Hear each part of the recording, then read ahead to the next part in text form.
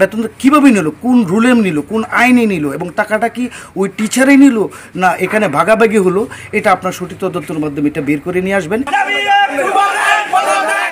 দুর্নীতির অভিযোগ এনে ময়মনসিংহের নান্দাইলের চপই দাখিল মাদ্রাসার সুপারের পদত্যাগের দাবিতে মানববন্ধন ও বিক্ষোভ মিছিল করেছে প্রতিষ্ঠানটির শিক্ষার্থী এবং এলাকাবাসী।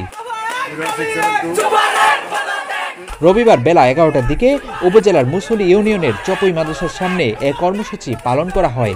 এ সময় সুপার হারুনুর রশিদের পদত্যাগের এক দফা দাবিও তোলা হয়। মানববন্ধনে এলাকাবাসী বলেন, মাদ্রাসার সুপার নতুন বই বিক্রি করে দেয়, শিক্ষার্থীদের থেকে বাড়তি ফি আদায় করে, ক্লাস বন্ধ রেখে বিরিয়ানি রান্না করে পিকনিক করে। তবে কেউ প্রতিবাদ করলে টিসি দেওয়ার হুমকি দেয়। সুপার হইয়া এলাকার যত এই যে দরবারের এই কার্যকলাপের সাথে মামলা মাধ্যমের সাথে জড়িত, সে নিজেও মামলার আসামি, আরেকজন বাদী করে এইগুলো সে করে।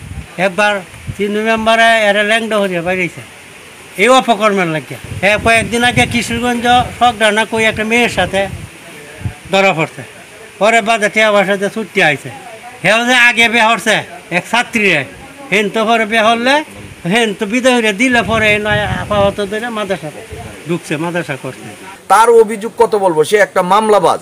আপনার এই এলাকার যত মামলা হয় সে কন্ট্যাক্ট নিয়ে এই মামলা করে। আমার সাথে দীর্ঘদিন সে মামলা মোকদ্দমা পাইছে। অভিযোগ রয়েছে সহকারী শিক্ষক আব্দুল গাফফার মাদ্রাসায় না এসেও সুপারের সহযোগিতায় বেতন উত্তোলন করেন।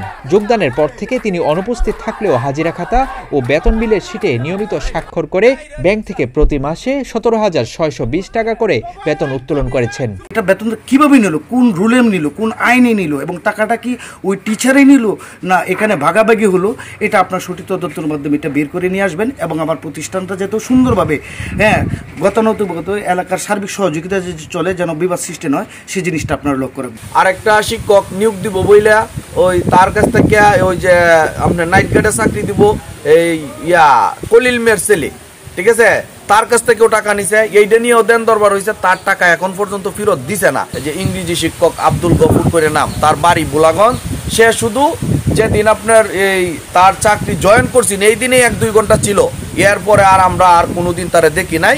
11 মাসের টাকা সে জালিয়াতি করিয়া জাল সই দিয়া সে আপনার এই উত্তোলন করিয়া এই টাকা খাইছে। মাদ্রাসার একজন প্রধান সে যদি দুর্নীতির সাথে যুক্ত থাকতে পারে, সে যদি আরেকজনের বেতন নিচে ড্র করিয়া গ্রহণ করতে পারে, 10 মাস পর্যন্ত যেখানে অনুপস্থিত, সে শিক্ষকের বেতন কিভাবে ড্র করা হয় এবং কিভাবে সম্ভব? এ বিষয়ে উপজেলা নির্বাহী কর্মকর্তার কাছে একটি লিখিত অভিযোগ দায়ের করেন এলাকাবাসী। পরে আব্দুল গাফফার অপরাধ ঢাকতে গত 11 সেপ্টেম্বর উপজেলা নির্বাহী কর্মকর্তার কাছে পদত্যাগপত্র জমা দেন। অভিযোগের বিষয়ে মাদ্রাসার সুপার হারুনুর রশিদ বলেন, শিক্ষক আব্দুল গাফফার একবার এসেছেন, সেটা সঠিক নয়, মাঝে মধ্যে এসে স্বাক্ষর করে গেছেন। তাহলে মাস শেষে বেতন উত্তোলন করলেন কিভাবে জানতে চাইলে তিনি বলেন, এটা মাদ্রাসার অভ্যন্তরীণ বিষয়। অভিযুক্ত শিক্ষক আব্দুল গাফফারকে একাধিকবার ফোন করা হলেও তিনি সাড়া দেননি। উপজেলা নির্বাহী কর্মকর্তা বলেন, উপস্থিত না থেকে শিক্ষকের বেতন নেওয়ার অভিযোগ পেয়েছেন। তিনি সুপারকে বলেছেন কেন বিষয়টি গোপন করা হয়েছে তার ব্যাখ্যা দেওয়ার জন্য। ডেস্ক রিপোর্ট, প্রতিদিনের বাংলাদেশ।